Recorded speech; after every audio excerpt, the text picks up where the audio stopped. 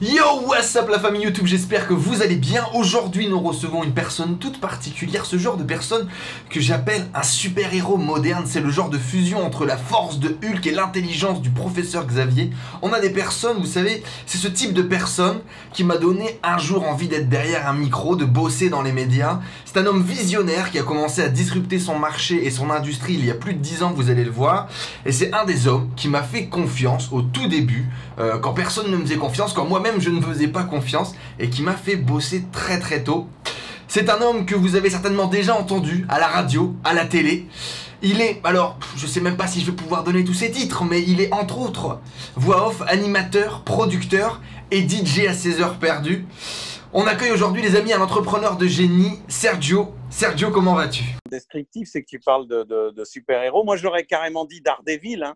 Ah, Daredevil. Ah, effectivement, Daredevil aurait certainement été beaucoup plus adéquat parce qu'effectivement, les amis, toute la liste que je vous ai énumérée, le monde normal pourrait penser, pourrait croire que Sergio a un handicap parce qu'effectivement, il est, on dit quoi, on dit non-voyant, malvoyant. Ouais, tu dis bigleux, c'est bon.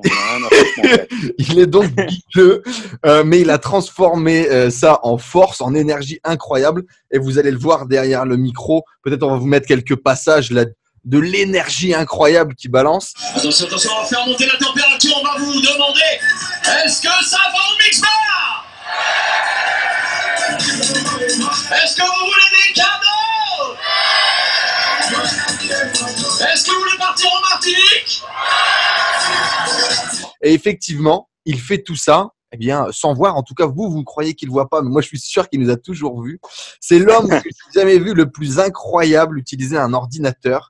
Il utilise un ordinateur 100% bien évidemment au clavier et à une certaine vitesse. C'est déconcertant. Alors, si Sergio, tu as une vitesse de toi, t'as une vidéo de toi en train d'utiliser ton ordinateur, ça pourrait mettre tout le monde sur le cul, parce que moi, je peux vous garantir que c'est à couper le souffle. Voilà. Alors, du coup, si je te laisse rapidement te présenter quand même, parce que j'arrête pas de parler depuis tout à l'heure. Sergio. C'est pas grave. Mais si tu veux, à la limite, regarde, tu vois, je tourne un peu le téléphone. Je sais pas si pour toi ça fait quelque chose. Ouais, on voit effectivement ton ordi.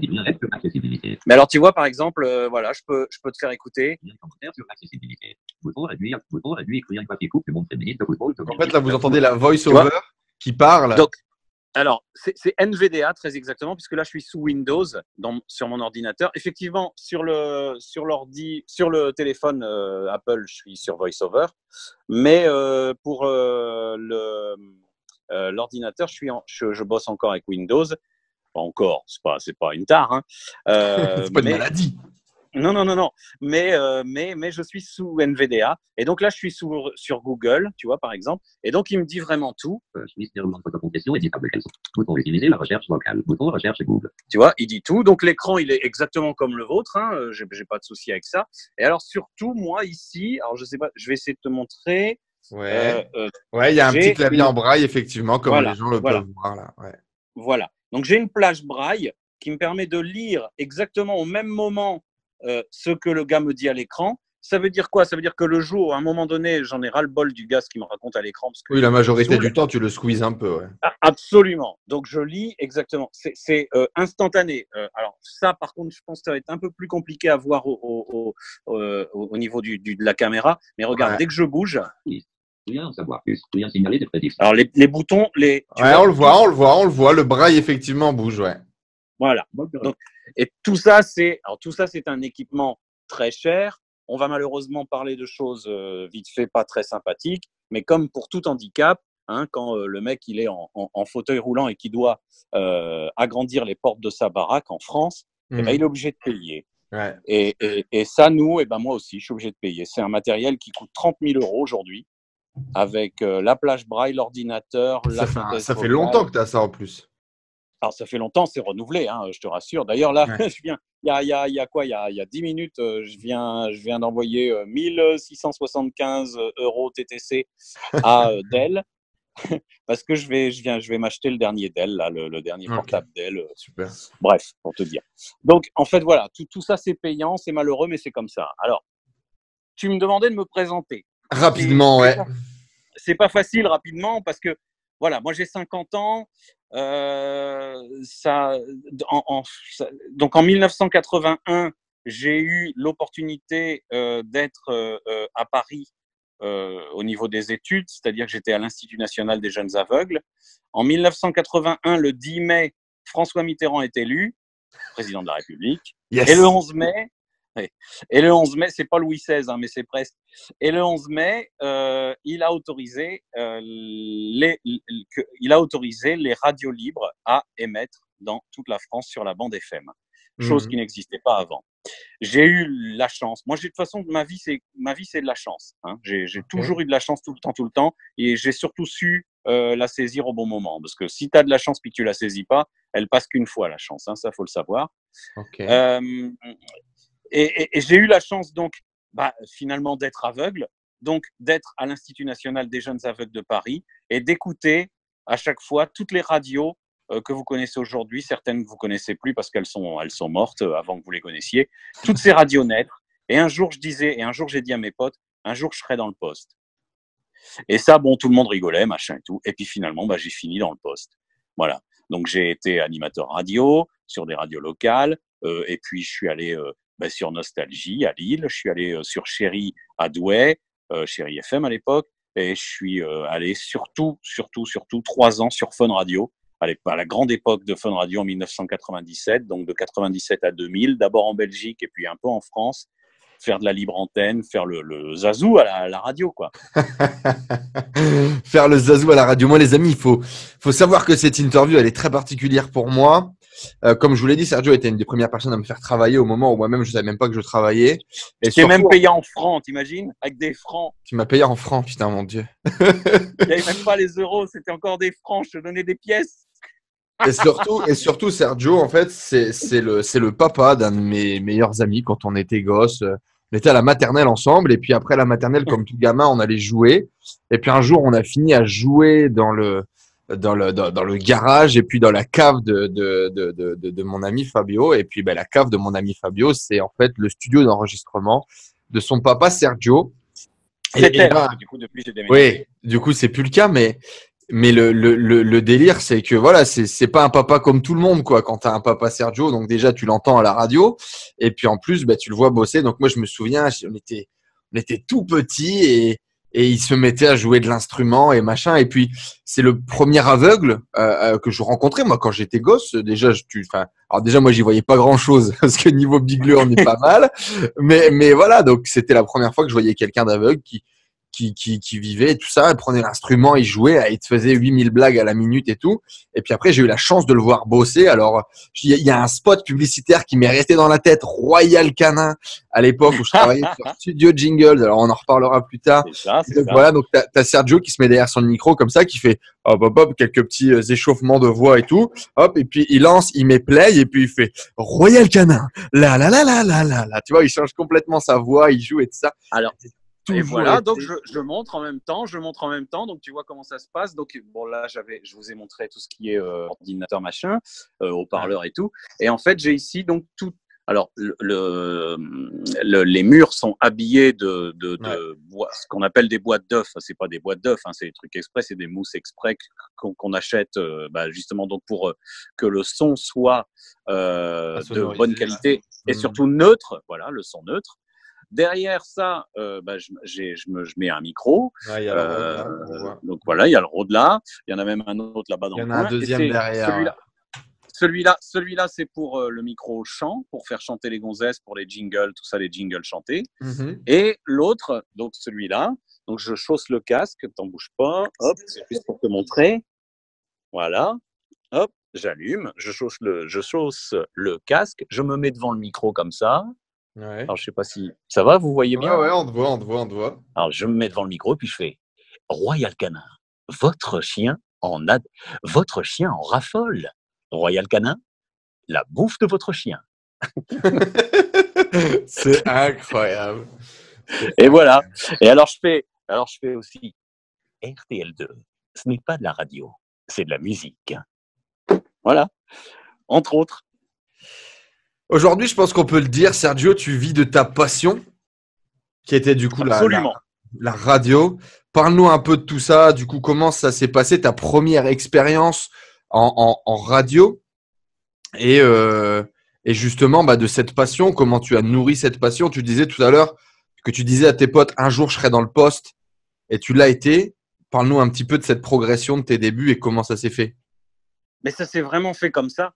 C'est-à-dire que j'étais dans le métro avec des copains à moi à Paris et je sais pas, alors on était en 1982, donc j'avais 79, 80, 80, 82. J'avais 12 ans et demi, 13 ans. Et je devais sûrement parler un peu plus fort que les autres. Je devais raconter encore un peu plus de blagues que les autres. Ouais. Et il y a un gars qui me tape sur l'épaule et il me fait, dis donc, t'es un bon, toi, t'es un marrant. Ça t'intéresserait pas de faire de la radio? À 13 ans? À 13 ans. Ça t'intéresserait pas de faire de la radio? Écoute, c'est incroyable ce que je vais te raconter. Et je lui dis, bah si. Je dis, ouais, pourquoi pas? Enfin, moi, ouais, pourquoi pas? Enfin, t'imagines, la voix boutonneux, à peine pubère, aucun poil sur le kiki encore. Et je lui dis, ouais, pourquoi pas? Et donc, je savais qu'à Paris, si tu veux, chaque quartier quasiment avait sa radio. Donc, je me suis dit, le mec, il veut me faire de la radio sur Radio Pouet Pouet, quoi, tu vois. Et il me dit, écoute, il me dit, tu dois sûrement être à l'Institut national des jeunes aveugles. Et je lui dis, ouais. Il me dit, écoute, mercredi prochain, à 13h, pointe-toi devant ton école, je viens te chercher en bagnole, on va faire de la radio ensemble. Moi, je dis, ok, pas de problème. C'est quoi la radio? C'est quoi la radio? Et le mec, il me fait, c'est Énergie. Alors là, je tombe par terre. Waouh! Non! Mec, mais je connaissais pas cette putain d'histoire. T'avais 13 ans. Attends. Alors, le mec, il me dit, c'est Énergie. Bon, moi, le fameux mercredi en question, je bouffe, il est midi à l'école. À l'époque, t'es stoïque ou tu dis non, impossible? Je suis complètement, non, pire que ça. J'y crois pas. Ouais, impossible. Je me dis, le mec, il m'a bluffé. Bon, je vais sortir quand même de l'école à 13h au cas où il y a un con qui vient me chercher en bagnole. Mais j'y crois pas. Et je le dis à mes potes. Je dis, donc, alors, il y avait déjà des potes qui étaient là-bas, qui étaient avec moi sur place. On devait être 4 ou 5. Et du coup, ça fait le tour de l'école, forcément. Donc, qu'est-ce qu'ils font, mes potes? Bêtement comme des couillons, ils se branchent sur Énergie. À 13h, voilà pas un mec qui vient me chercher. Salut Sergio, écoute, c'est moi. Alors, je pense qu'il s'appelait Dominique ou quelque chose comme ça. Je me souviens plus, franchement, du nom du gars. Et il me dit, c'est moi, je viens te chercher, on va à la radio. Putain, donc je monte dans sa bagnole, moi tout confiant, 13 ans, hein, t'imagines, hein, pour mettre 13 ans. Alors, c'est vrai qu'aujourd'hui, je sais pas si on pourrait, je sais pas si on ferait encore ça, laisser un gamin comme ça à 13 ans en plein Paris en 2019, tu vois, c'est peut-être dangereux. En tout cas, à l'époque, mes parents avaient signé pour que je puisse me débrouiller tout seul à Paris et me balader dans les métros, tout ça. C'était très bien et je les remercie parce que s'ils n'avaient pas signé ça, j'aurais jamais su me débrouiller. Et le mec m'emmène dans un espèce de, comment je vais te dire, un appart, allez, 40 mètres carrés. T'avais la gazinière, le lavabo, le lit d'un côté, et de l'autre côté, t'avais une table de mixage. Des micros. Et c'était ça, Énergie à l'époque? Non. Ah, mais c'était ça, Énergie à l'époque. Wow. Énergie à l'époque, au tout début d'Énergie, c'était dans une chambre de bonne, il faut le savoir, hein, ça. Génial. Et le mec me dit, voilà, il est 14h, c'est moi qui prends le truc, on va commencer. Putain, moi, jamais j'avais parlé dans un micro, jamais j'ai parlé à la radio, jamais. Et il dit, bonjour, c'est Dominique. Alors, je me rappelle, je crois que c'est Dominique. Hein. Plus j'en parle, plus je me dis que c'est Dominique, mais je suis pas. Bon, bref. Salut, c'est Dominique sur Énergie. J'espère que vous allez bien, les amis. Machin truc. C'est mercredi aujourd'hui. On est ensemble de 14h à 18h comme d'habitude. Et aujourd'hui, j'ai un invité, un petit gars que j'ai rencontré dans la rue. Super sympa, machin, vous allez voir. Sergio, vas-y, c'est à toi. Putain, le mec, il me sort. Sergio, allez, vas-y, Sergio, c'est à toi. Putain. Impossible. Un truc de malade. Alors, vas-y, Sergio, c'est à toi. Et il lance France Jolie, Gonna Get Of You. C'est un tube de ces années-là. c'est funky, c'est magnifique. Enfin, moi, j'adore. Mhm. Et donc, j'arrive. Bonjour, c'est moi Sergio. J'espère que vous allez bien sur Énergie. Je vous souhaite plein de bonnes choses. Excellent après-midi. Voici France Jolie, Gonna Get of You. Et c'est les premiers balbutiements Non, waouh. que j'ai balancé comme ça dans un micro sur Énergie. Ou peut-être on était, je sais pas, peut-être il y avait 4 personnes qui l'ont entendu. Hein, tu vois, c'était vraiment les prémices d'Énergie, les tout débuts. À l'école, ils étaient dingues, les mecs. T'imagines, mes potes? C'est fou, mais c'est fou cette histoire. C'est fou de fou. Qu'est-ce qui s'est passé ensuite? T'as continué, le mec? Rien. Alors ensuite, rien du tout. C'est-à-dire que le mec, voilà, j'ai fait l'émission avec, je lui ai présenté 4-5 titres. Voilà, j'étais super content. Et le mec, il m'a ramené à l'école et il m'a dit merci, au revoir. Je ne l'ai plus jamais revu, quoi. Non.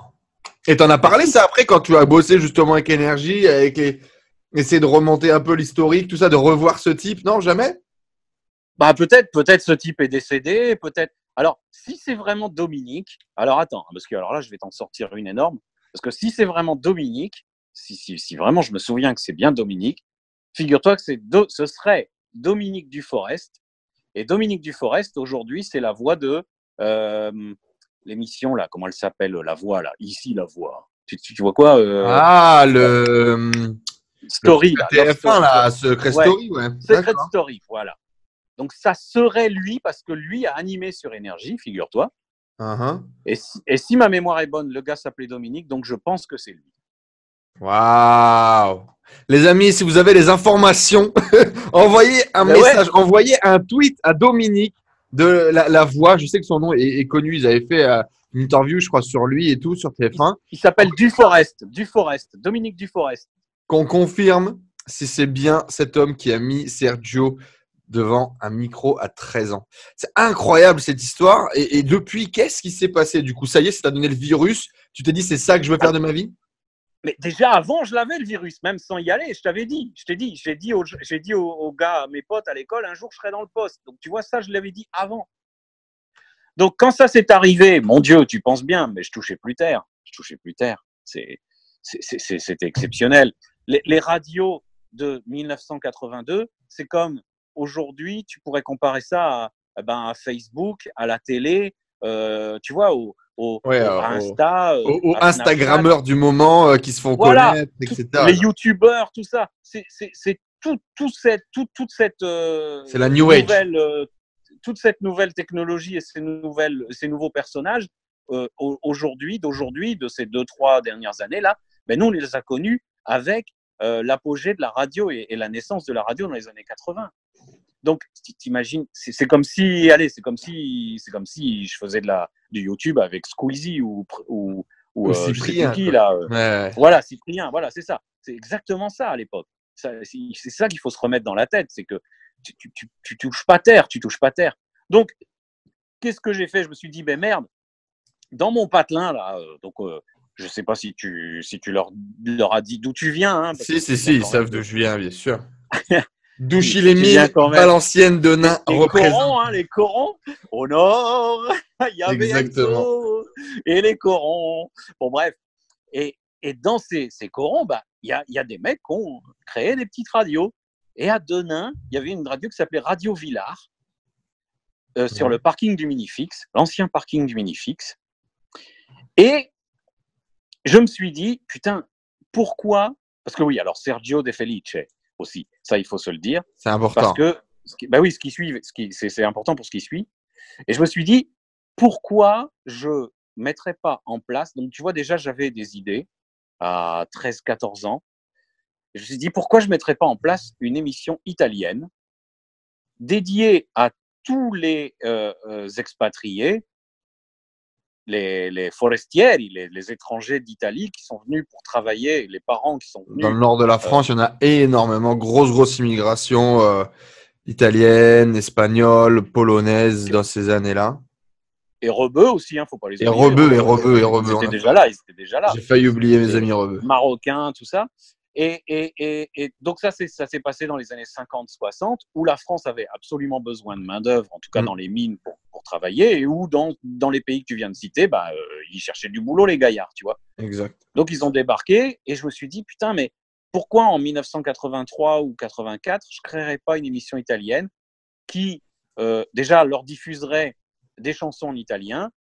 Moi, j'avais l'habitude d'aller en Italie tous les ans avec mes parents, ce qui fait que j'écoutais les radios italiennes, parce qu'ils avaient de l'avance, eux, en Italie. C'est-à-dire qu'eux, les radios libres en Italie, ils sont nés en, je sais pas, en 75 ou quelque chose comme ça, hein, tu vois. Donc, elles avaient de l'avance. Et moi, j'écoutais les mecs parler. Buongiorno a tutti, siete benvenuti su Radio DJ, la radio che vi piace a voi. Siete sempre sintonizzati sui 102.5. Nanana. Et tu vois, je parlais comme eux, quoi. Et je les ai copiés. Et j'ai fait pendant pratiquement 3 ans, le samedi après-midi, c'est-à-dire j'allais à l'école à Paris du lundi au vendredi, je rentrais en train, et le samedi après-midi, de 14h à 16h, je faisais mon émission italienne qui s'appelait Made in Italy, une émission qui a cartonné. Figure-toi qu'il y a encore des gens aujourd'hui que je croise bêtement comme ça, à qui je dis que je suis Sergio, que je fais de la radio, et ils me disent « Ah ben ouais, on t'écoutait dans l'émission italienne à l'époque. » Non. Je te jure. T'avais quel âge? 14 ans? Ouais, 14-15 ans, c'était en 83. Et en fait, j'ai créé un truc, parce que c'est là aussi, il faut tout remettre en place. C'est-à-dire qu'aujourd'hui, c'est tellement facile de téléphoner à sa famille en Italie, avec même sans payer, avec FaceTime et tout ça. Ouais, bien sûr. À l'époque, c'était tu crées du lien, quoi. Tu crées du souvenir. Moi, à l'époque, il faut savoir que déjà, les téléphones portables n'existaient pas. Il faut savoir que quand tu voulais appeler en Italie, à l'époque, il y avait encore des standardistes qui te mettaient en contact avec l'Italie. C'est-à-dire que tu pouvais même pas passer en direct.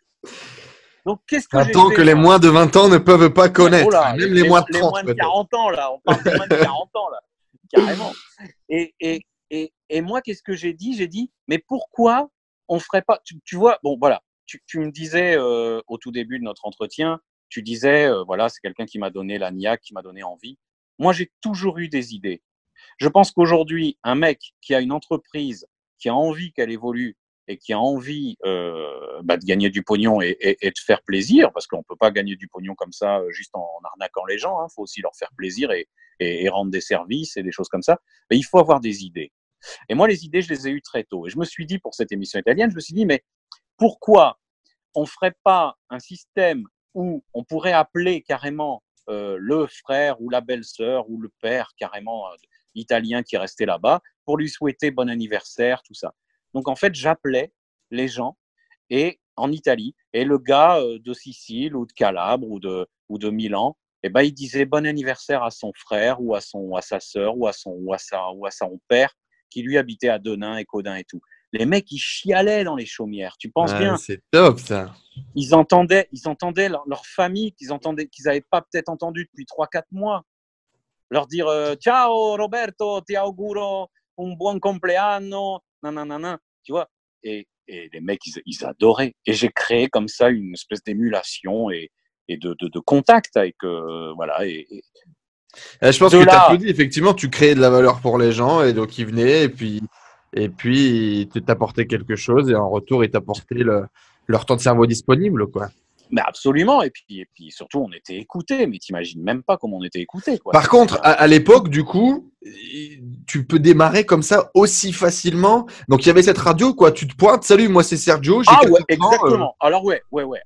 Franchement, à l'époque, tu rentrais dans une radio, si tu savais mettre 2 disques l'un à la suite de l'autre, et puis parler un petit peu dans un micro, même si tu savais pas parler dans un micro, tu pouvais faire des blancs et tout. Voilà, c'est pas comme la radio d'aujourd'hui où il n'y a pas de blanc, où tout est écrit quasiment, où tout est pratiquement même enregistré. Aujourd'hui, on fait du voice track. Il y a 60% des émissions de radio que les gens écoutent qui croient que l'animateur y est derrière. Et en fait, l'animateur, il l'a enregistré la semaine d'avant et ça passe comme une lettre à la poste parce que les ordinateurs sont tellement bien mis en place, équilibrés et tout, que si le mec il dit qu'il est 16h17, il est vraiment 16h17 parce que son speak, il passe à 16h17, quoi. Ouais. Il passe pas à 16h19. Moi, aujourd'hui, je fais de la radio d'ici, donc de mon propre studio, en Guadeloupe, en Martinique, à Mayotte. Je fais de la radio partout parce que, voilà, on a la possibilité aujourd'hui de pouvoir enregistrer nos interventions. On a un conducteur qui nous dit que je parle entre Michael Jackson et Madonna, et qu'il est 16h12 quand je parle. Donc, je dis salut à tous, nanana, Sergio, il est 16h12, j'espère que tout se passe bien, machin. Et il sera pile 16h12, tu vois. Ouais, ok. Donc, à l'époque, oui, on rentrait comme ça dans une radio, on en faisait un peu comme aujourd'hui, ce qu'on peut faire avec les web radios, tu vois. Ouais, ça paraît fou, ça paraît incroyable. Et donc, du C'est coup, terrible. cette passion de la radio, cette envie de faire des choses, cette niaque un peu que tu as naturellement, tu dois devenir entrepreneur si tu veux vivre de la radio. Tu es devenu entrepreneur, tu n'avais pas le choix si tu Alors, voulais vivre de la radio, ou la radio en étant salarié, ça te plaisait pas. Qu'est-ce qui s'est passé? Alors, qu'est-ce qui s'est passé? C'est que j'ai travaillé à Nostalgie en tant que salarié. Et je suis parti en vacances au bout de 2 ans. Et quand je suis rentré au bout de 3 semaines, le mec avait fait des travaux à Nostalgie. C'était à Condé-sur-Escaut. C'était pour Nostalgie Valenciennes. Mmh. Le mec avait fait des travaux et il avait intégré dans son système de diffusion des ordinateurs. C'est-à-dire qu'à l'époque, pour faire de la radio, on avait des platines disques, des platines cassettes et une table de mixage. Oh, waouh! Ah ouais. Et lui, il a intégré les ordinateurs. Moi, on était en 1994. On était en 1994. Je savais même pas. Je savais que les ordinateurs existaient évidemment, mais je ne savais pas. Je savais pas que il y aurait été possible un jour qu'un aveugle puisse faire de l'informatique. Ah bah ça. Parce que les systèmes braille, vocaux et tout ce qui s'ensuit n'existaient pas. Ça, c'est une certitude. Donc, le mec, il me dit, bah voilà, aujourd'hui, malheureusement, je suis obligé de te virer. Je dis, pardon? Il dit, oui. Bientôt. Il dit, Putain. je suis obligé de te virer parce que, voilà, on a mis les ordinateurs en place, tu peux pas t'en servir, malheureusement, mais c'est comme ça. Et là, il me sort, mais de toute façon, il dit, t'inquiète, je me ferai pas engueuler parce que j'ai fait les portes assez larges pour pouvoir reprendre un handicapé à fauteuil roulant. Ah putain. Genre malin quand même, le gars. Genre malin quand même, parce qu'à l'époque, je pense que ça existe encore aujourd'hui, mais à l'époque, qui employait un handicapé avait une prime. Des aides, tu vois. bien sûr. Et là, ça m'a retourné. Alors, ça a pris 2 minutes. Je me suis dit, putain, en fait, là, le mec, il est en train de me dire que je suis qu'une merde. Mais je vais me venger. Okay. Alors, la première chose que j'ai faite, c'est de porter plainte contre Radio Nostalgie, il faut le savoir. C'est-à-dire que pour licenciement abusif. Le seul procès que j'ai gagné, enfin, le seul procès que j'ai mis en cours et que j'ai gagné, non, j'en ai gagné un autre aussi, ça n'a rien à voir. Mais le seul procès radiophonique, on va dire, que j'ai gagné, c'était contre Radio Nostalgie, du coup. Donc, et forcément, je l'ai gagné parce que le licenciement abusif, machin et tout. Et je me suis dit, pour que plus que ça arrive, ça, eh ben, je vais facturer mes prestations. Et pour facturer mes prestations, je suis obligé d'ouvrir une boîte. On est en quelle année là, on est ma réflexion, elle est de 1996. Okay, donc ça fait 20 ans aujourd'hui, 22. Et le 2 janvier 1997, donc il y a exactement 22 ans et demi, j'ai créé Dev Studio Production parce que j'avais rencontré en Belgique un type qui avait un studio d'enregistrement. C'était quelque chose que je connaissais pas. Moi, je faisais que de la radio. Et le mec me dit, tu sais, moi, je crée des messages publicitaires. Ah bon, je dis. Donc, je vais travailler dans son studio, je vais écouter un petit peu ce qu'il fait. Il m'emploie comme voix off. Donc, les premières voix off que j'ai lancées sur les radios, c'était grâce à ce gars-là.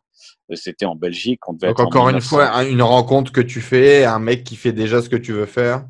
De la chance, et je la saisis au moment M, tu vois. Le mec, il me dit, viens demain, j'y vais. Le lendemain, j'y suis, tu vois.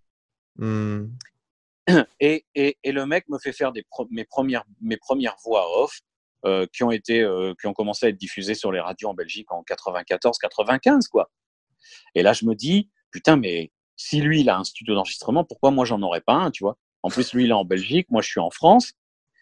Et le 2 janvier 1997, je crée Dev Studio Production, qui a aujourd'hui 22 ans et demi, qui a aujourd'hui une moyenne mensuelle de 250-300 clients. C'est beau. Qui sont aussi bien de la petite web radio qui va me commander un petit message à 30 ou 40 euros que de la grosse radio nationale, voire internationale, même de la télé, qui va me commander un spot à 1000 balles, quoi. Super. C'est fou. Ça représente quoi, du coup, pour toi, l'entrepreneuriat? Tu disais que le mec t'a pris pour une merde et que t'allais te venger. C'est ta vengeance. C'est montrer au monde que t'es capable. J'ai pas envie qu'on tourne dans le mélodrama. Oui. Non, Non, mais en fait, moi, donc, comme vous l'avez compris, je connais Sergio. Je connais Sergio. C'est lui qui m'a connu. J'ai envie de te dire, j'étais un bébé. J'étais même pas en âge de comprendre quoi que ce soit. Et donc, je l'ai jamais vu comme un aveugle en fait. Enfin, c'est impossible. Tu peux pas. Alors déjà parce qu'il a un sens de l'humour et que il va vite tourner ce que les autres voient en dérision. Et en plus parce que bah là par exemple pour t'expliquer, il m'envoie des emojis sur Messenger, on discute sur Messenger, je lui envoie un lien Zoom, il a pas l'application, il la télécharge, il met le bazar et on est parti. C'est-à-dire que dans sa façon de fonctionner, dans sa façon de faire, il y a aucune différence. Sergio est DJ. Donc pour l'anecdote, c'est le premier à m'avoir emmené en boîte de nuit. Donc il m'a fait bosser, il m'a emmené en boîte de nuit. Et il est derrière les platines, il faut un bordel incroyable, les gens le kiffent. Et il est DJ derrière les platines, il faut un Bronx. Puis dans tous les cas, il y a des lunettes de soleil comme la majorité des rostas DJ en boîte. Personne ne sait qu'il est aveugle et il le dit pas.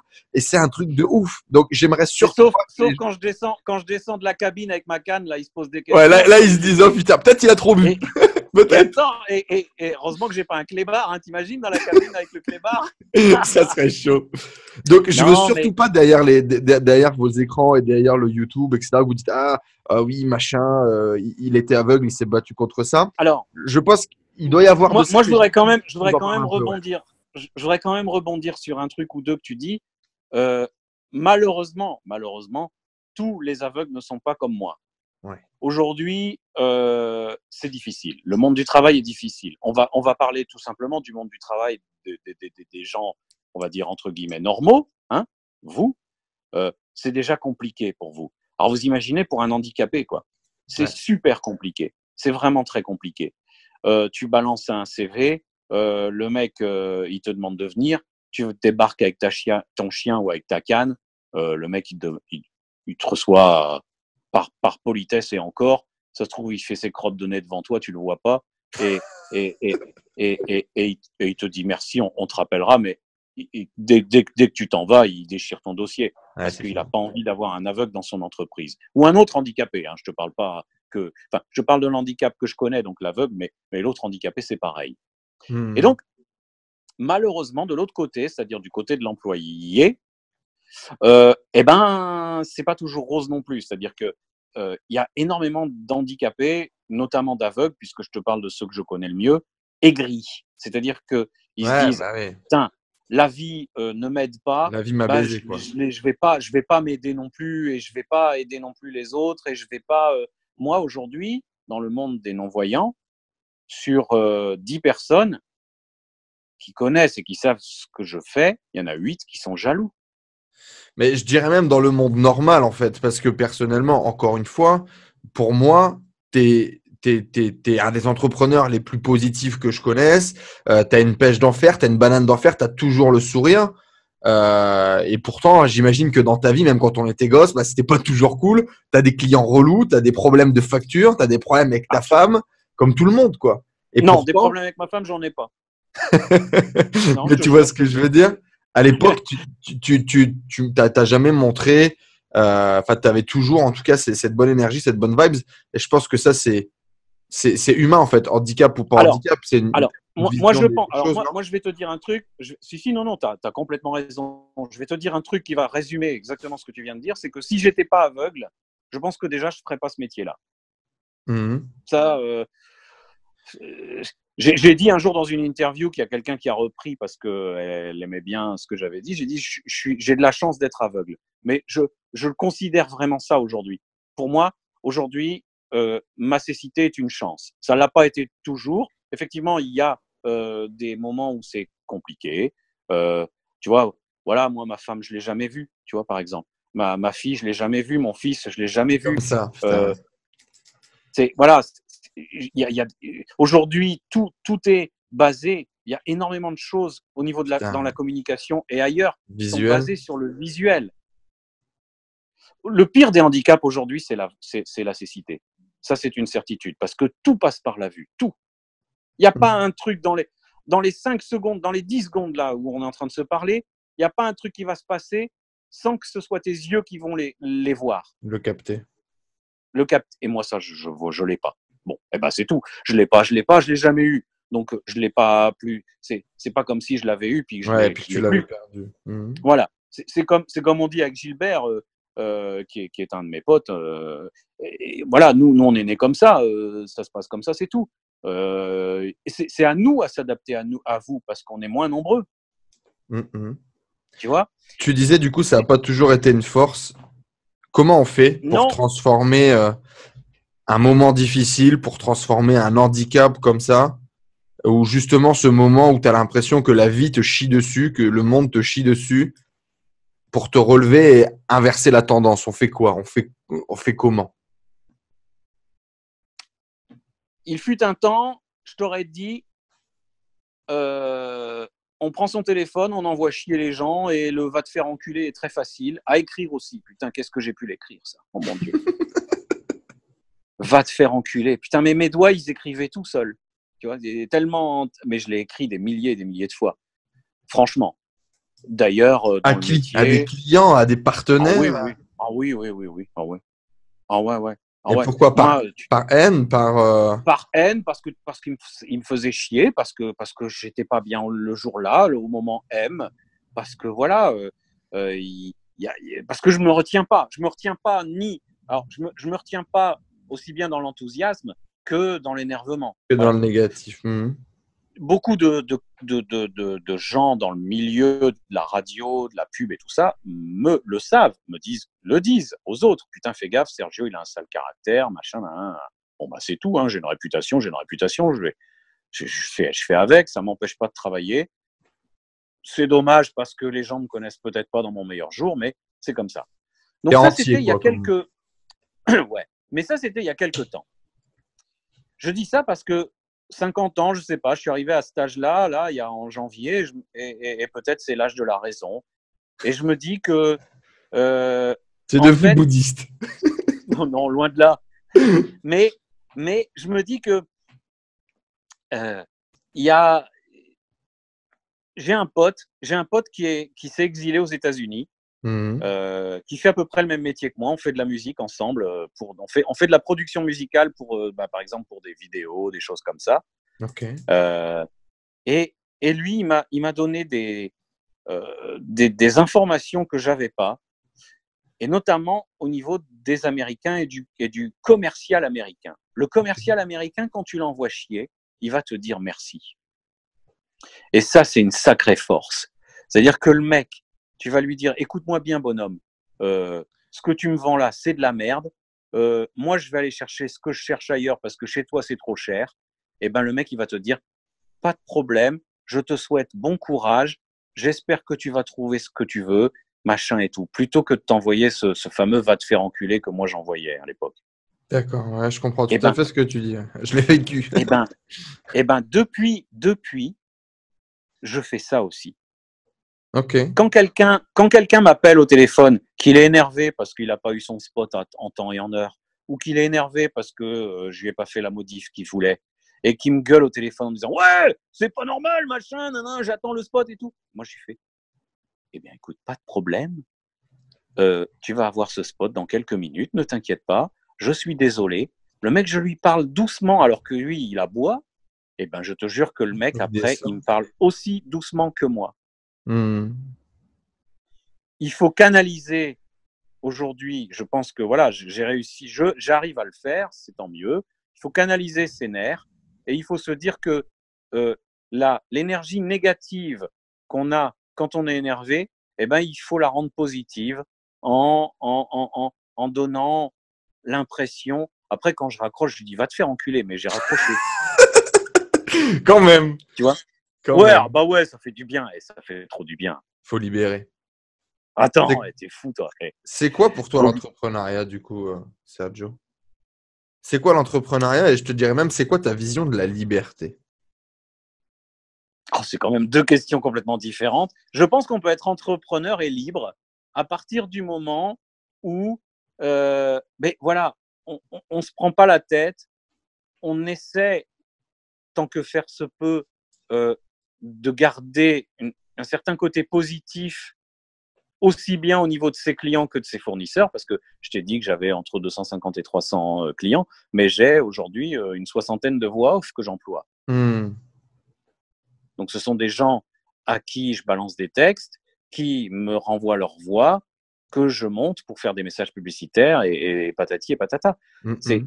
Voilà, ce sont des gens avec lesquels je suis obligé de, comment te dire, d'être impartial, correct, toujours avoir le petit ton qui va bien en expliquant que, parce que je pourrais très bien leur écrire, écoute, tu fais, par exemple, quelqu'un qui m'enregistre pas le message exactement comme je le souhaite. Bon, je pourrais très bien lui envoyer un message, ce que j'ai déjà fait à l'époque, en lui disant, écoute gros, je te paye, tu me fais ce que je te dis, sinon ça va pas le faire, quoi. Je vois très bien, j'imagine très bien. Je l'ai fait. Bon, aujourd'hui, j'emploie un autre ton et je dis, désolé, mais ça n'est pas exactement ce que j'aurais souhaité. Si tu pouvais éventuellement modifier ça et ça, comme je te l'ai précédemment demandé, ça me serait très sympathique. Et tu le vis mieux, tu te sens mieux aujourd'hui d'avoir amélioré ta communication comme ça? Oui, franchement, oui. Je regrette pas, hein. Je regrette absolument pas mes coups de gueule, mes coups de griffe. Je regrette rien du tout. Il faut pas regretter de toute façon. Ça sert à rien les regrets. Dans quelles que soient les choses de la vie, il faut rien regretter. Non. Mais c'est vrai que c'est un autre. C'est une autre. Pour te faire rire, c'est une autre vue du truc, quoi. Notre vision de la chose, on va dire. Notre perception. Et c'est une vision qui me va mieux là aujourd'hui à 50 ans. Peut-être que ça m'aurait pas été si facile à 30, mais à 50, je me dis voilà, je suis posé. J'ai des gamins au téléphone, des mecs, ils ont 22 ans, Bien ils sûr. créent leur web radio, ils me demandent des jingles et ils savent même pas à qui ils ont affaire au bout du fil, parce que voilà, moi quand je décroche, je vais pas dire bonjour, je m'appelle Sergio, je bosse pour Énergie, machin, nanana. Je dis bonjour tout tranquillement, je veux dire. Le mec, il a 22 ans, il m'explique parfois à moi comment on fait de la radio. Comment on fait le job. Qu'est-ce que tu veux que je lui dise? Je lui dis, écoute, grand, quand moi j'ai commencé, ton père, il n'y avait même pas encore de poil à la bite. Non, je ne peux pas lui expliquer ça. Voilà. Pourquoi est-ce que je faisais un parallèle avec l'entrepreneuriat et la liberté? Parce qu'au début, tu parlais de cette idée de tes idées, d'avoir envie de développer des choses, d'avoir envie de créer. D'avoir envie de faire ce que tu as envie de faire aussi. Et c'est vrai que c'est une des libertés que va nous donner l'entrepreneuriat, de pouvoir choisir ses échecs. Moi, j'aime bien dire ça. Mais oui. Et on ne choisit pas que ses échecs, hein, on choisit aussi ses réussites. Bien sûr. La première des réussites, moi, celle qui me fait le plus kiffer, c'est quand j'ai une idée, par exemple, d'un nouveau site, parce qu'aujourd'hui, je suis quand même sur 5 sites différents. On en parlera après, ouais. Voilà, j'ai une idée d'une newsletter, j'ai une idée d'une promo, j'ai une idée d'un truc que personne n'a eu. C'est quand j'ai un retour qui me dit putain, il y a Studio Machin ou Jean-Paul Truc de Studio Bidule qui t'a copié, qui te chie dessus, qui te chie dessus parce que il voit que tu as une idée extraordinaire et que lui, il l'a pas eu et que c'est même pas la peine qu'il la sorte en même temps parce que c'est toi le premier et c'est toi qui as réussi le truc. Moi, je jubile quand je lis ça et quand on me dit ça. Et justement, c'est vrai qu'on y revienne juste après ça par rapport à tout ce qui était mis en place dans ton industrie qui a fait un peu chier tout le monde et ça t'a fait un grand plaisir. Juste avant ça, j'aimerais juste qu'on clôture un peu ce sujet entrepreneuriat, handicap. Comment on fait pour entreprendre avec un handicap? Est-ce que c'est plus dur? Est-ce que tu te bats plus fort que les autres? Est-ce que ça t'a fait une force et tu as justement tu t'es décidé de dire va te faire enculer à tout le monde et parce que déjà, même aujourd'hui, et pourtant on est 25 ans plus tard, quand dès que tu veux lancer un truc, tout le monde te dit tu n'y arriveras pas, tu vas te planter. Alors quand tu avais 18 ou 19 ans, que tu es aveugle, enfant d'immigré, je veux pas imaginer le genre de bâton dans les roues qu'on a dû te mettre. Eh ben, tu sais que quand tu as 18-19 ans, que tu es enfant d'immigré aveugle et que tu as envie de lancer un truc, tu le lances et tu réfléchis pas en fait. Et heureusement, parce que je pense que si tu réfléchissais, tu le lancerais pas. Donc c'est quoi? C'est une capacité d'abstraction du monde extérieur. Complètement, complètement. C'est toi tu es là, tu es le meilleur, tu es le big boss, tu as envie de lancer un truc, tu le lances, point barre, quoi. C'est tout. Il n'y a que ça Et de ça, vrai. c'est ce que tu t'infuses à toi-même? C'est tes croyances Absolument. que tu... Ouais, je crois en moi, je crois que ce que je vois. Donc, comme je vois rien, je crois en rien d'autre. Hop, comme ça c'est réglé. Et je crois en moi et je me dis, voilà, je rate, c'est tant pis, mais au moins, j'aurais essayé, tu vois. Comment tu Et au fais moins, pour j'aurais créer essayé. cette confiance en toi, du coup? Bah, je me dis que voilà, l'entrepreneuriat, l'handicap, c'est des choses qui m'ont plutôt réussi. Donc, je vois pas pourquoi le reste me ferait défaut. Le reste me ferait défaut. Voilà, c'est vrai que c'était compliqué. C'est-à-dire que quand moi, j'ai ouvert ma boîte en 1997, j'avais le droit à me faire subventionner par une association qui s'appelle la GFIP, qui existe encore aujourd'hui, qui est l'association qui récolte tous les procès-verbaux des entreprises qui n'emploient pas d'handicapés, parce qu'il faut que tu saches qu'en France, s'il y a une entreprise de plus de 20 salariés qui Qui n'emploie pas n'emploie pas un d'handicapés, handicapé. elle doit donner de l'argent à la GFIP, donc à cette association. Il faut que tu saches qu'en 2018, cette association-là a eu un bénéfice net, écoute-moi bien, de 8 milliards d'euros. Un bénéfice pour une association, déjà, ça commence à être beau. Ok. 8 milliards d'euros, ça veut dire qu'il Énorme. y a 8 milliards d'euros d'entreprises qui préfèrent verser de Payé l'argent à que cette association-là que d'embaucher. d'employer un handicapé. D'accord? Cette association-là, elle aide financièrement les handicapés à adapter leur poste de travail ou leur poste ou leur maison, hein, ou leur logement et choses comme ça, par exemple, donc, Ok. comme je disais tout l'autre fois. Et ben moi, quand j'ai appelé cette entreprise pour leur dire que j'étais une personne handicapée qui voulait créer son entreprise, la nana, elle me dit oui, d'accord, alors, oui, bien sûr, vous y avez le droit, donc vous êtes qui? Ben, je dis, je suis Sergio de Félix. D'accord. La société qui vous emploie, c'est qui? Bah, c'est Dev Studio Production. Ok, d'accord. Et le patron, il s'appelle comment? Bah, il s'appelle Sergio de Félix. Ah ben non, c'est pas possible, c'est vous? Bah, je dis oui, c'est moi. Mais vous pouvez pas être aveugle et puis entrepreneur. La gonzesse me sort. Sans déconner. Alors que Voilà c'est où on la en est. gonzesse qui bossait pour l'association pour défendre les handicapés.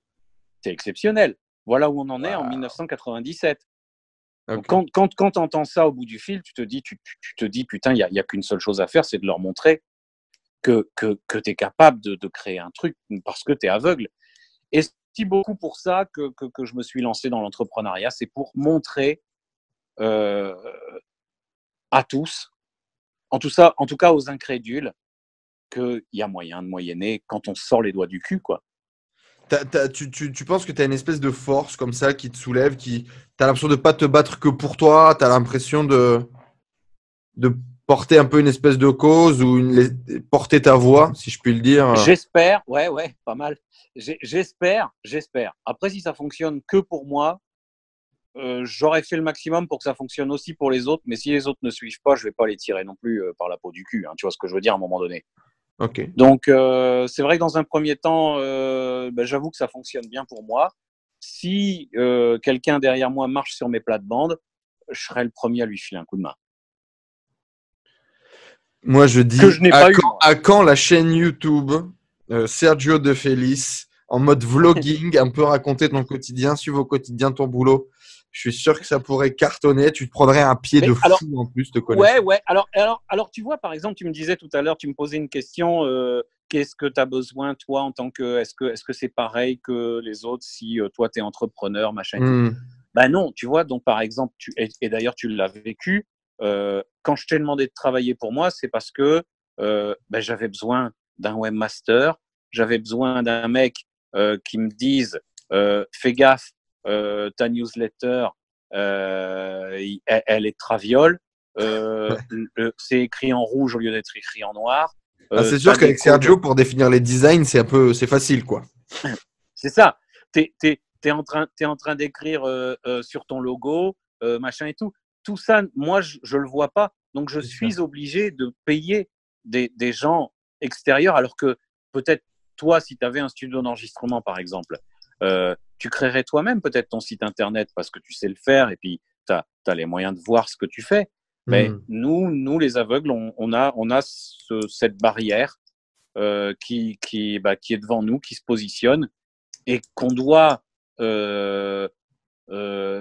sauter la barrière. Je pense par exemple aux chevaux, les obstacles. On doit sauter la barrière pour continuer à faire comme si de rien et continuer à faire croire aux gens qui t'appellent, aux commercial, l'ES en règle générale, qui téléphonent pour te commander un spot, que tu vois clair. Enfin, je veux dire, quelquefois, tu as des nanas qui téléphonent, puis tu es là en train de sympathiser avec elle, puis la meuf, elle te dit oh, bah écoute, ce serait cool qu'on se voit, qu'on se connaisse, on va se balancer une photo par mail. Alors, je lui dis bah écoute, moi, tu peux balancer toutes les photos que tu veux, même à poil, je te vois pas. Ah bon, pourquoi? Bah, je dis parce que je vois pas clair. Et là, tu as la gonzesse qui est morte de rire, parce qu'elle me croit pas. Bon, c'est n'importe quoi, tu vois pas clair et tu fais ce que tu fais, tu bosses et tout, machin, c'est n'importe quoi. Bah ouais. Mais ça, moi, j'aime bien. Ça, c'est un cadeau, quoi. Ah ouais. Ah ouais. Ça veut dire que, voilà, on s'en rend pas compte de l'autre côté de l'ordi, de l'autre côté du micro, de l'autre côté du. Voilà, c'est. Alors, j'ai pas honte du tout, bien au contraire, je m'en fous. Alors là, je vais te dire, j'ai honte de rien, moi, donc ça va être facile. Mais si on arrive à aujourd'hui ne pas se rendre compte de mon handicap quand je livre un truc, quand je bosse, machin, j'ai gagné à 100%. Ouais, en tant que professionnel, tu veux pas justement, ouais, pas de pitié, quoi. Genre, ouais, le boulot va être un peu moins bien parce que Sergio est aveugle, bien au contraire. Et pire, on peut dire aussi, on va lui commander un truc à lui parce que comme il voit pas clair, il faut qu'il bouffe, quoi, tu vois. Ça, c'est à l'opposé, de ton tempérament et de ta vision. Il y a 10 ans, du coup, mais il y a un peu plus que ça, putain, on est en 2019. Il y a 20 ans au moins. Ouais, je devais avoir 17 ans quand on a fait tes premiers trucs. Moi, je sais plus. C'est ça. Il y a peut-être effectivement pas loin, non, peut-être pas 20 ans.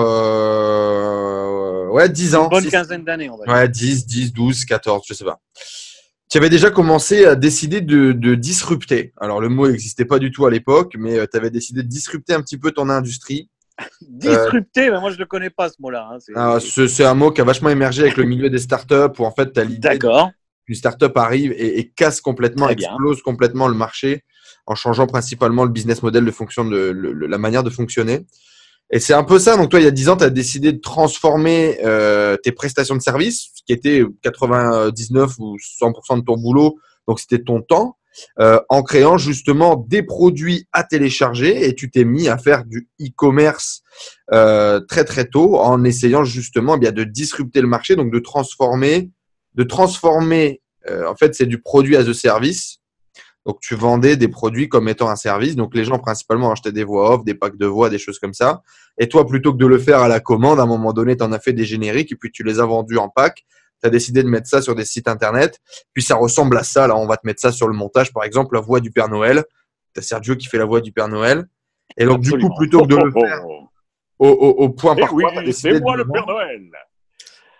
Tu as décidé de faire des packs aussi qui étaient pas chers. Tu as décidé de casser le marché d'un point de vue financiers, des trucs qui étaient avant réservés à des élites et qui étaient souvent très chers par des mecs, à mon avis, un peu pompeux et qui gardaient un peu leur technologie pour eux.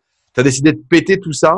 Ça a fait beaucoup de bruit. Tu t'es pas fait que des amis. Est-ce que tu peux nous raconter un peu ce qui s'est passé dans ta tête? Pourquoi est-ce que tu as transformé ça?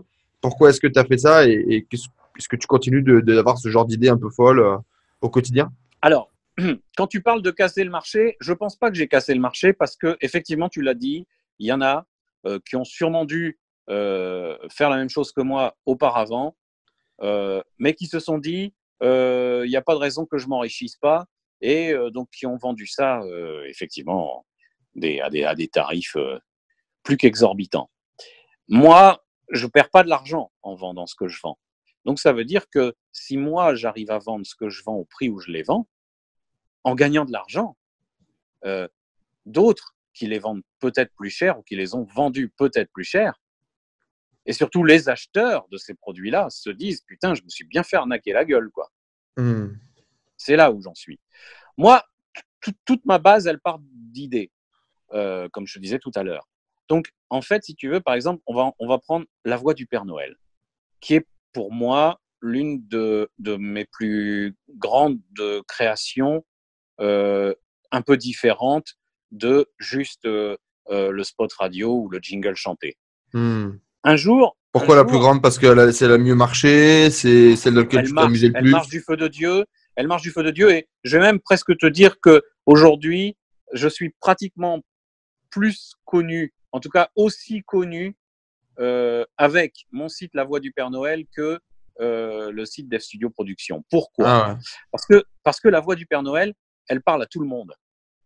Dev Studio Production, c'est un site consacré, on va dire, vraiment aux professionnels de l'audio. Voilà. De l'audiovisuel même si je fais pas de vidéo, vaut mieux. Hein. Vaut mieux pour vous, moi je vous le dis. Hein. Et voilà. La Voix du Père Noël, ça parle à tout le monde. Un jour, où je crois qu'on était en 2010, je vais sur Google et puis je me dis, mais qu'est-ce qu'ils cherchent les gens au mois de novembre? Ils cherchent à faire enregistrer des trucs avec La Voix du Père Noël. Et je tape sur Internet La Voix du Père Noël. Déjà là, je me dis, putain, c'est bizarre, il n'y a pas de site Internet dédié à La Voix du Père Noël. Alors, je trouve des trucs sur YouTube, écouter La Voix du Père Noël, machin. Enfin, tu vois, des petits. Et à l'époque, il y avait cette pub là, qui nous démontait tout le temps, là. 36-30, 36-30, du Père Noël. Oh putain. Voilà. Exactement. Et là, je me dis, mais putain, pourquoi ne pas créer un site automatique avec exclusivement La Voix du Père Noël? Le site, déjà, on va l'appeler lavoixdupernoël.fr avec des tirets. Comme ça, Google, il reconnaît tous les mots. Donc, d'office, tu es référencé en numéro 1. Tu peux taper aujourd'hui La Voix du Père Noël comme ça dans Google. C'est moi qui sors en premier. Et alors, voilà déjà l'un des premiers sites, en tout cas, qui a fait gueuler tous les studios d'enregistrement parce qu'ils gagnaient de l'argent du coup pendant cette période-là et qui n'ont pas eu l'idée, qui n'ont pas eu l'idée avant moi surtout. Ils se sont dit putain le bâtard, le mec il va sortir un truc, waouh, il va se faire des couilles en or alors que j'aurais pu y penser avant quoi, tu vois. On aurait tous pu y penser avant. Et je me dis, je vais créer un site automatique. Ouais, alors ça effectivement c'est un truc que j'ai compris en 2015 moi. Et toi, 10 ans plus tôt, tu avais déjà une vision d'automatiser une partie des revenus. Ben oui, parce que je me dis, pourquoi se prendre la tête à faire machin et à ce que le mec il écrive et tout. Le mec il arrive sur le site, il commande La Voix du Père Noël, il y a un formulaire où il y a marqué voix, écrivez votre texte. Le mec il écrit son texte. Est-ce que vous voulez une musique? Le mec il coche oui ou non. Est-ce que vous voulez vous le faire livrer dans les 24 heures ou dans la journée ou en 60 minutes chrono? Le mec, il coche ce qu'il veut. Au fur et à mesure qu'il coche, au bout, le mec, il me fait continuer. Et il y a le système de paiement, il y a son prix. Le mec, il paye, soit avec PayPal. Maintenant, j'ai même mis en place carrément des systèmes de carte bleue sur mes sites. Comme ça, les mecs, ils n'ont même plus à passer par PayPal, ils passent directement en 3D Secure, hein, donc HTTPS et tout ce que tu veux, SSL, tout ce qui est convenu pour le mec qui reçoit un SMS. Avec il paye correctement en carte bleue direct, voilà. Sans sortir du site. Et le mec, il paye. Et le mec, moi, une fois que je reçois le paiement, je reçois sa commande. Une fois que je reçois sa commande, je l'enregistre. Et une fois que j'enregistre sa commande, je lui envoie. C'est un système super simple, un système automatique, mais qui est énorme, qui a fait ses preuves, qui fonctionne. Plus de discussion sur le devis, sur le truc, sur le projet, tout est écrit. Le mec, par contre, du coup, tu n'as pas des voix préenregistrées que tu envoies avec des Ça, c'est Bah des non, parce packs que de voix, ça, plutôt, non? voilà, Là, c'est ça vraiment c'est des encore de la packs de voix. prestation. Voilà, ça c'est des packs de voix tout près. C'est selon ce que le gars il a envie. Mais là, je te parle de la voix du Père Noël parce que c'est vraiment un site automatique auquel tout le monde aurait pu penser. Euh, et c'est un super système parce que à partir du mois de novembre jusque je vais dire allez, du 20 octobre à peu près au 20-21 décembre, je fais des voix de Père Noël et Tous c'est les jours, quoi. 20 entre 20 et 30 voix de Père Noël par jour. À Faut combien, du coup, à savoir, peu hein. près, tu gagnes combien sur ces trucs-là? Je suis sur une moyenne de 30 euros 30 € la voix, par ça te la voix. prend 5 minutes aujourd'hui?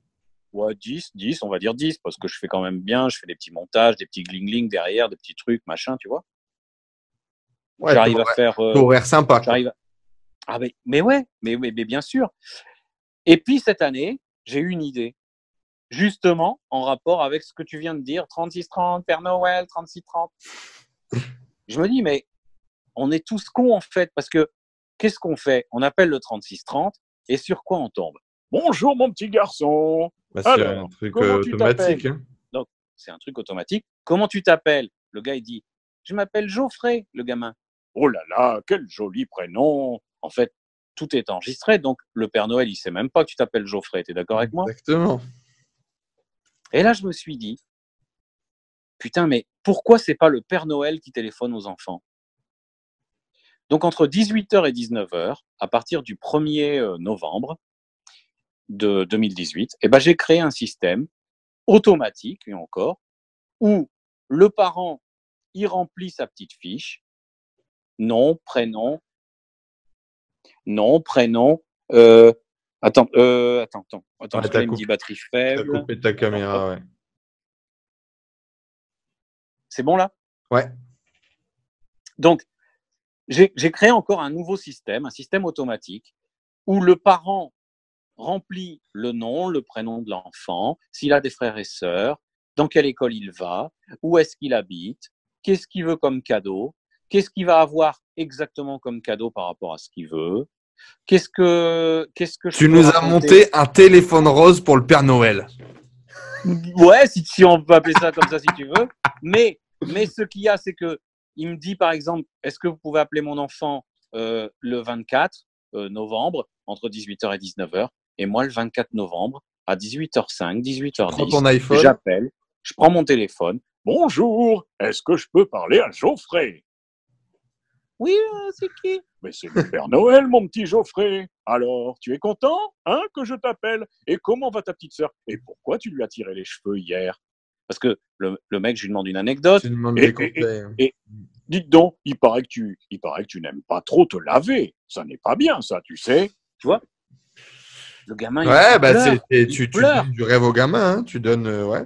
C'est énorme. Le gamin, il croit que c'est le Père Noël qui l'appelle, quoi. Il devient fou, il Tu pleure. l'appelles en Bon, alors numéro là, j'espère. masqué? Comment tu fais? Tu laisses ton Oui, numéro? non, même, ouais, même pas, je m'en fous, tout ça, le numéro, ouais. Non, je crois que j'appelle en masqué d'ailleurs, je m'en rappelle plus. Ouais, bah Mais c'est une tu vois, super idée, hein. voilà, c'est des petites idées comme ça qui font que la vie est belle et qui font que tu avances, que tu progresses, que tu n'es pas toujours dans ton carcan à toujours vouloir faire la même chose et où tu t'ennuies pas surtout. Et où tu fais chier les autres parce qu'ils auraient bien voulu avoir l'idée avant toi. Et ça te plaît bien aussi, c'est ça? Ah, ça, j'adore, je kiffe trop ça. Quel J'en ai serait, presque des érections parfois. quel serait le job et le salaire qui te ferait redevenir salarié?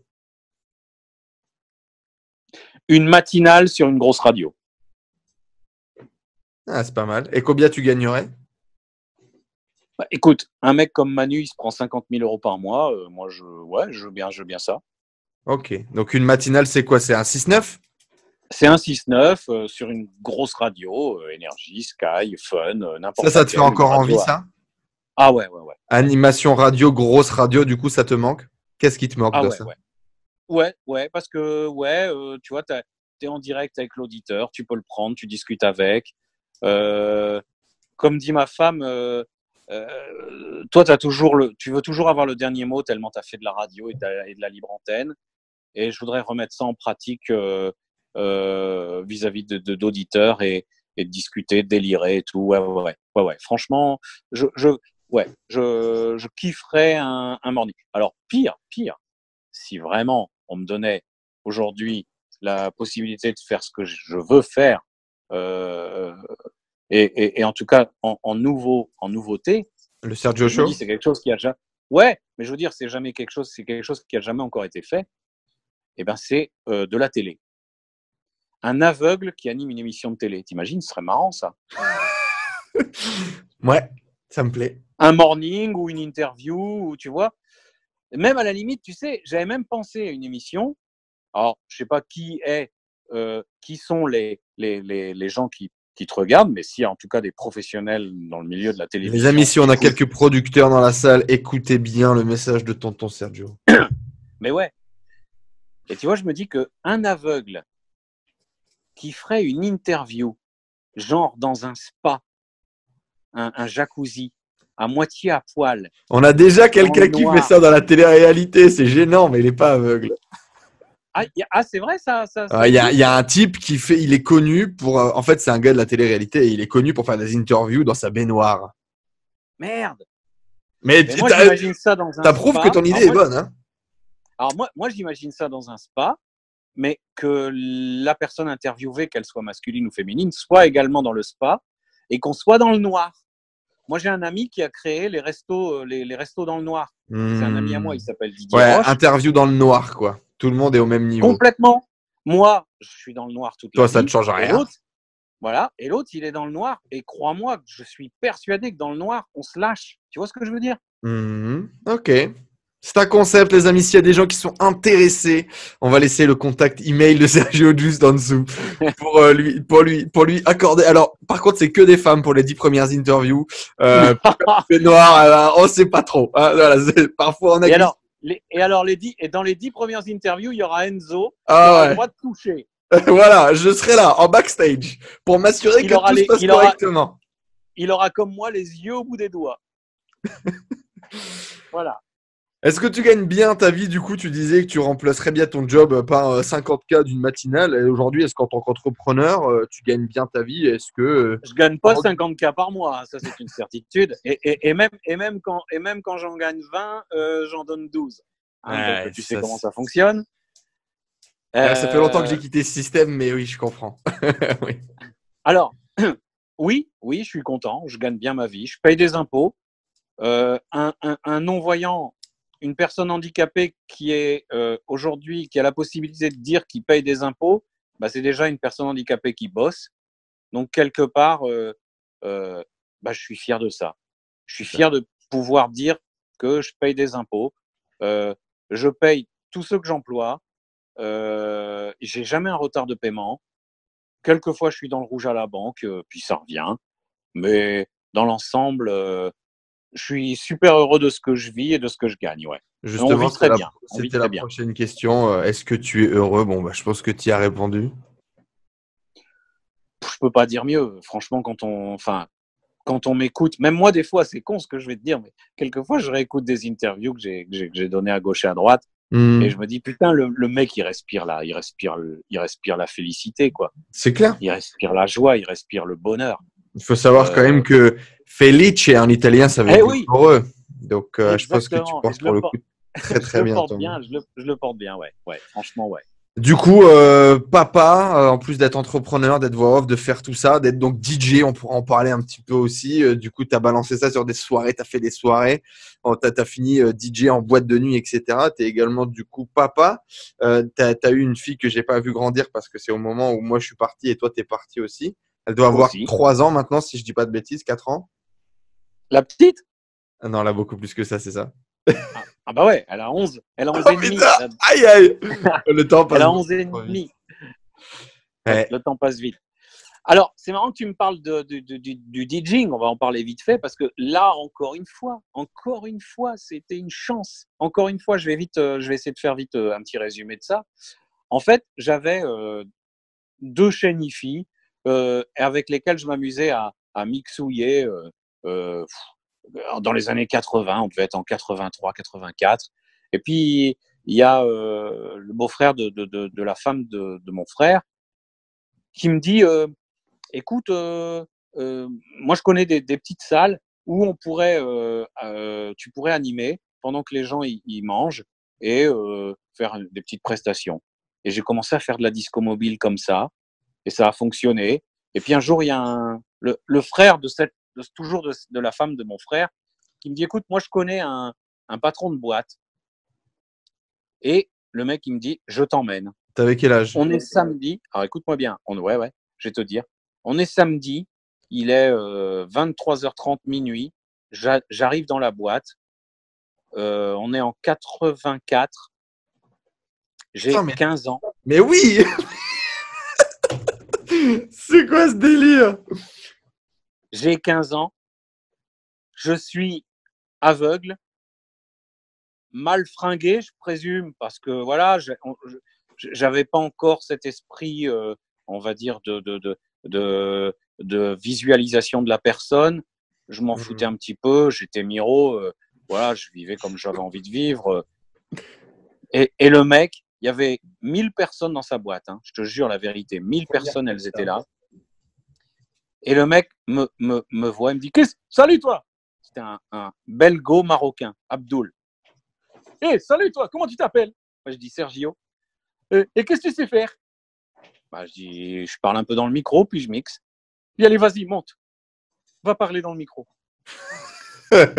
J'adore. Et donc, Abdoul t'a donné ta chance pour ta première soirée en Presta. Mais un truc de fou. 1000 personnes, j'avais jamais fait ça de ma vie. Je suis resté 5 ans, 4 ans, 5 ans dans cette boîte-là. Il voulait que je revienne tous les samedis, le gars. Incroyable. Et donc, à l'époque, quoi, tu savais passer 2 chansons parce que tu passais les chansons un peu à la radio et tu parlais dans le micro parce que tu parlais un peu au micro à la radio. En tant que DJ, tu n'avais jamais fait. Mais à l'époque, comment ça se passait? C'était quoi les compétences des DJ, etc.? Tu étais largement au-dessus du lot, tu étais dans le lot? Non, j'étais largement en dessous du lot, parce que moi, je savais même pas qu'on pouvait mixer 2 titres sur le tempo. Ok. Donc, si tu veux, le mec qui était là, donc dans cette fameuse boîte, lui était, on va dire, un bon DJ. Bon, il n'était pas très très bon au micro, mais ça allait quand même. Mais en tout cas, techniquement, il était très très valable. C'est-à-dire que le mec, il arrivait à mixer And the Beat Goes On et Sugar Hill Gang, Rapper's Delight. The hip, hop, the hip, the hip. Et putain, et je l'entendais mixer et je dis mais merde, le mec il mixe ça sur le tempo, c'est-à-dire que il y a pas de différence de rythme, il y a pas de décalage et tout. Donc je me dis mais donc si lui sait le faire, sur vinyle. C'était que sur vinyle. Attention, il n'y avait pas d'ordinateur, il n'y avait rien. On est en 84, hein, je vous rappelle, hein, messieurs, dames. Il y avait tout juste l'électricité. Hein. et je dis, mais putain, mais si lui sait le faire, pourquoi je ne le ferais pas, moi? Et donc, du coup, qu'est-ce que je faisais quand je rentrais à la maison? J'avais toujours mes 2 petites platines et tout ça, et je m'entraînais. Et c'est là où j'ai commencé à mixer. J'ai dit, bah ouais, putain, c'est comme ça qu'on fait. Et donc, j'ai commencé à mixer, j'ai parlé. Après, j'ai commencé à rapper aussi. Parce que c'était ça les DJ à l'époque. Bonsoir, les frères et sœurs, cousins, cousines, beaux-frères, belles-sœurs. J'espère que vous allez bien. C'est aujourd'hui, en boîte, ce soir, on est ensemble et tout, machin. Et tu vois, et les mecs, ils étaient fous parce que j'arrivais voilà, j'avais un flow qui n'est pas aujourd'hui celui des rappeurs, loin de là, hein, mon Dieu. Quand je les entends, je dis putain, comment ils font pour débiter autant de mots en si peu de temps. Mais bon, à l'époque, c'était une autre époque et ça fonctionnait très bien. Et donc, c'est ça, quoi. C'est l'animation. Tu apportais quelque chose, un peu de joie de vivre, un peu de bonheur, un peu de bonne humeur. Et je vais te dire, je l'apporte encore aujourd'hui parce qu'aujourd'hui, les DJ qu'on entend à gauche et à droite ne parlent plus dans le micro. Et moi, j'arrive et si j'ai pas de micro, je peux pas travailler parce que je suis obligé de parler aux gens. Salut tout le monde, vous allez bien? Alors, ce soir, on y va, c'est parti. On oublie tout, hein, les soucis, on les fout au vestiaire. Et on y va, on s'éclate. Bonsoir, non. Allez, on chante. Oh. Tu vois, moi, si j'ai pas ça, c'est comme si ça fait partie de ta prestation. C'est comme si je roulais en Ferrari, mais sur 2 roues, quoi. C'est pas possible. Moi, j'y arrive pas. Et quand les mecs ils m'entendent parler, waouh, ils se disent putain, il y a un apport en plus, il y a quelque chose, quoi. Il n'y a plus aujourd'hui. Et tu prends ton pied. Oh carrément. Moi, rendre les gens heureux, ça me rend heureux. Quand on me dit parce que évidemment, je suis obligé de venir avec des yeux. Hein, donc, en règle générale, aujourd'hui, c'est mon épouse ou d'autres. Hein, tu l'as fait d'ailleurs. Hein, tu as fait mes yeux quelquefois. et tu m'as dit, Sergio, putain, là, faut que tu changes de disque parce qu'il n'y a plus personne sur la piste. Ou alors, tu m'as dit, putain, Sergio, il y a le feu là. Les gens, ils sont en bas, ils dansent comme des malades. Et moi, je suis super heureux, quoi. Et ouais, c'est fou, les amis. Comme quoi, vous voyez ce que vous pouvez faire est très très loin de ce que, ce que vous pensez que vous pouvez faire est très très loin de ce que vous êtes finalement capable de réaliser quand vous Exactement. Bravo, c'est une très bonne conclusion. Ce que pensent les gens et quand vous enlevez les deux doigts et que vous y allez à fond, en vous disant voilà, avec cette croyance, avec cette confiance en vous, parfois qui n'existe pas, parfois que l'on crée, parfois que l'on simule pendant quelques temps pour se lancer. Et qui nous permet bien de faire des choses, de se réaliser, puis de kiffer en tout cas ce que l'on fait au quotidien. Sergio, pour clôturer un petit peu, parce que ça fait un moment maintenant qu'on discute, est-ce que tu aurais un conseil pour les jeunes générations, les jeunes et les moins jeunes d'ailleurs, là, qui nous écoutent, je peux pas qui ont envie d'entreprendre, qui ont envie de se lancer? Je peux pas dire mieux que ce que tu viens de dire. Je veux dire, là, ta conclusion, elle est conseilleuse, elle est réalité, et c'est vrai. Et c'est vrai que faut pas se mettre de frein là où les autres ne vous en mettent pas. Donc, ce que je veux dire, c'est que faut pas se dire stop avant de dire je fonce. Donc, il faut pas se brider s'auto-pirater, avant de se lancer. Lancez-vous. Et puis, advienne que pourra. Parce que si on ne se lance pas, on regrettera peut-être un jour de ne pas s'être lancé. Et le regret, c'est le pire. C'est grave. Regretter, c'est pire que tout. On est, les amis, le plus gros boulet que l'on a à notre pied et on est souvent le seul. Alors, défaites vos chaînes et laissez-vous aller. Sergio, ouais. Une dernière question. Est-ce qu'on est entrepreneur ou est-ce que l'on le devient? Alors, c'est pareil, je dirais, est-ce qu'on est musicien ou... Parce que voilà, tu n'en as pas parlé beaucoup, mais... oui, tu fais aussi de la musique. Je joue du piano depuis l'âge de 5 ans et demi. Je suis auteur-compositeur. Il y a des titres qui sont passés, de variétés de choses qui sortent de mon cerveau. Bon, bref. Et pareil, est-ce que j'ai un don? Est-ce qu'on a un don? Parce que moi, j'ai l'oreille absolue. C'est-à-dire que tu me joues une note, je sais te dire exactement quelle note c'est. Tu me fais écouter un truc, 3 minutes après, je te le rejoue. Enfin voilà, j'ai un don, c'est un don, j'ai l'oreille absolue. Est-ce que le don vient en naissant ou est-ce que le don vient en pratiquant? Se développe, exactement. Ouais. J'en sais rien. Écoute, c'est une question à laquelle je peux pas répondre parce que je suis sûr qu'il y a des gens qui sont aujourd'hui entrepreneurs alors qu'ils n'auraient jamais pensé l'être. Et je suis sûr qu'il y a des gens qui bossent aujourd'hui à l'usine alors qu'ils pourraient être entrepreneurs. Et je suis sûr qu'il y a des gens qui croyaient qui auraient été entrepreneurs et qui ne le sont pas. C'est pas une science infuse d'entreprise. Donc, je sais pas. Franchement, je sais pas. Là, c'est une colle. Ouais, c'est une belle colle parce que je peux pas. Est-ce que toi, tu es devenu, tu penses, ou est-ce que tu es né du coup entrepreneur? Est-ce que cette envie d'entreprendre, elle est venue à travers ton handicap, à travers justement cette envie de vengeance, à travers cette envie de création? Ou est-ce que tu penses que d'office, tu étais fait pour ça, tu avais des capacités naturelles qui allaient te pousser à créer quelque chose plutôt qu'à suivre les idées et les plans des autres? Non, je pense que c'est venu après, je pense. Je pense que c'est venu après. Ouais. Je pense que c'est venu après.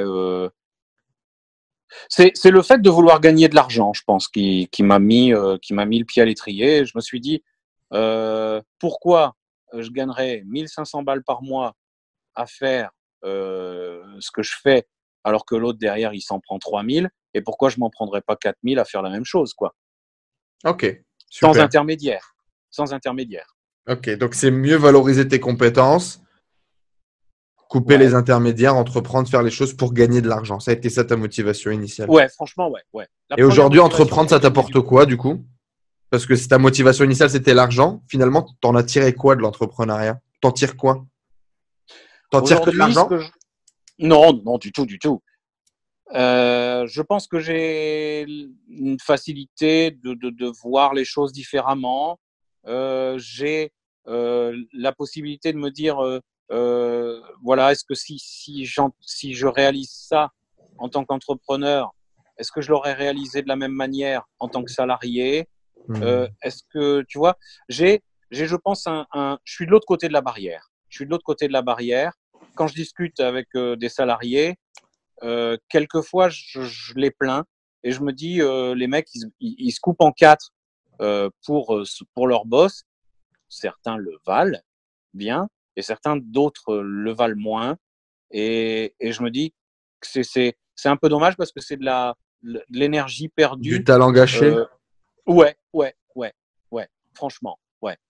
Je connais beaucoup d'employés qui feraient de belles choses s'ils étaient entrepreneurs. S'ils avaient eu la niaque de se dire au moment M, bah voilà, je me lance, je me sors les doigts du cul, comme on dit. Attends, alors batterie faible encore une fois. On se sort les doigts et on fait quelque chose, quoi. Voilà. Qui se sortent les doigts du cul et qui se disent, voilà, je me lance. Il y aurait la France serait peut-être même différente au niveau PIB. J'y crois beaucoup. S'il y avait plus d'entrepreneurs, je pense. J'y crois beaucoup. Et je pense qu'on tend vers ça aussi dans tous les cas. C'est un déterminisme, j'ai l'impression. Alors, on va pas faire de politique, hein, on n'est pas là pour ça. Mais je pense que l'idée de Sarko, avec ses histoires de micro-entreprises, d'auto-entreprises, oui, ça a créé quelque chose. Elle était pas conne. C'est une tendance mondiale, hein, c'est pas uniquement que nous non plus. Exactement. Bon, en tout cas, les amis, du coup, je clôturerai cette interview en vous disant que si chez Sergio, qui est dur, ça, hein. Ouais, chez Sergio. Si chez Sergio, l'entrepreneuriat lui a permis d'avoir une vision différente alors qu'il est malvoyant, qu'est-ce que cela peut créer chez vous? J'ai adoré cette conclusion. J'ai rebondi sur ce que tu as dit. C'était génial ici. Merci beaucoup en tout cas, Sergio, les amis. C'était vraiment une interview particulière, comme je vous l'ai dit. Ça me tenait à cœur. Ça me fait énormément plaisir. Vous ne pouvez pas savoir comme je viens d'avoir énormément de souvenirs de mon enfance pendant ces 2 heures. En tout cas, moi, je voulais dire quelque chose. Vas-y, je te laisse le mot de la fin. C'est sur toi, mon garçon. Parce que moi, je t'ai vu naître, comme tu l'as dit. Ouais. Tu es l'ami de mon fils. Je te sentais. Je savais qu'il y avait du potentiel. Je savais que derrière tes petites gamineries, tes conneries, il y avait un truc. Alors au départ, tu étais plus basé un petit peu dans l'informatique, dans les choses comme ça. Tu réparais quelques ordis, tu refaisais des petits PC, tu réinstallais des trucs, tu te bricolais des antivirus, tout ça. Ça m'a aidé, hein. Je t'ai pas mal employé pour ces conneries-là. et je me disais, le gars, il va aller loin, il va continuer, il va avancer. Je sentais que tu avais la niaque. Tu as bien fait d'en profiter, de sauter dessus et de faire ce que tu fais aujourd'hui. Je te félicite parce que voilà, je t'ai connu tout petit et je suis sûr que ça ira encore plus haut. Voilà. Merci beaucoup. Ça me fait super plaisir, bien évidemment. On va couper cette interview avant de tomber en larmes. Et parce que ouais, non, mais il y a énormément de souvenirs. Et moi, c'est ce que je dis toujours. J'ai toujours l'impression d'être au point zéro de ma vie. C'est-à-dire que quand je regarde derrière, j'ai l'impression d'avoir réalisé tellement de choses, vécu tellement de trucs que je suis chanceux et que c'est incroyable. Et en même temps, quand je regarde la vision, là où on peut aller, ce qu'on peut créer, ça a tellement pas de limite que j'ai toujours l'impression d'être un enfant. C'est bien d'être au point zéro. C'est vraiment bien d'être au point zéro parce que tu continues à évoluer. On crée tous les jours, on crée des nouvelles choses tous les jours. Et je sais pas, moi aussi, j'ai des envies qui me dépassent, j'ai des rêves que parfois j'ose même pas annoncer, mais effectivement, je pense que j'ai ce truc. Moi aussi, je vois le potentiel en moi avant, en tout cas, et je me force à me dire que on peut le faire, que si lui le fait, pourquoi pas moi? La télé, le cinéma, la radio, les grands médias, pourquoi pas? En tout cas, petit à petit, étape par étape, on développe des compétences qui sont de plus en plus pointues, intéressantes et qui peuvent servir à quelque chose, créer quelque chose. Donc, je sais pas de quoi l'avenir ça fait, mais en tout cas, je sais qu'il sera fait de plein d'amour, de plein d'amusement, de plein de kiff. Et je sais pas ce que l'on en fera, mais en tout cas, ça me fait très plaisir de t'avoir et d'avoir pu partager ce moment. C'était vraiment cool. Merci à toi, Sergio. Eh ben, merci à vous tous et bonne bourre. Les amis, laissez-nous des commentaires là juste en dessous si vous êtes encore là avec nous maintenant. C'est que vous avez adoré ce personnage. Laissez-lui des messages, on lui partagera les commentaires. Il ira lire les commentaires lui-même dans tous les cas parce qu'il n'y a pas de problème, il fait ça aussi. Et puis voilà, j'espère en tout cas que ce témoignage, cette vision un peu décalée, un peu différente de l'entrepreneuriat, de l'handicap, de tout ce que l'on est capable de faire, de cette autosuggestion aussi de se dire que ben, je vais le faire, je vais y arriver, je vais marcher et puis on va tous les envoyer chier parce que je pense aussi que je ne sais pas ta situation aujourd'hui, tu es peut-être jeune, tu es peut-être en seconde vie, il y a peut-être la vie qui t'a chié dessus, qui t'a fermé les portes et à un moment donné, il faut savoir aussi mettre un grand coup de pied dedans, envoyer chier tout le monde, t'enlever les deux doigts du cul et puis faire ce que la vie attend de toi, faire ce que l'univers attend de toi parce que personne va le faire à ta place. Donc, on n'a qu'une vie, pas de regrets. Et tous les jours, on avance un petit peu plus. Merci beaucoup, en tout cas, pour cette interview. On se dit à très vite dans notre prochaine vidéo. Sergio, un petit mot de la fin? Joyeux Noël. Joyeux Noël, les amis. Et puis, allez sur la voix du Père Noël si vous voulez acheter des voix off du Père Noël. Merci beaucoup à tous. Ciao, ciao.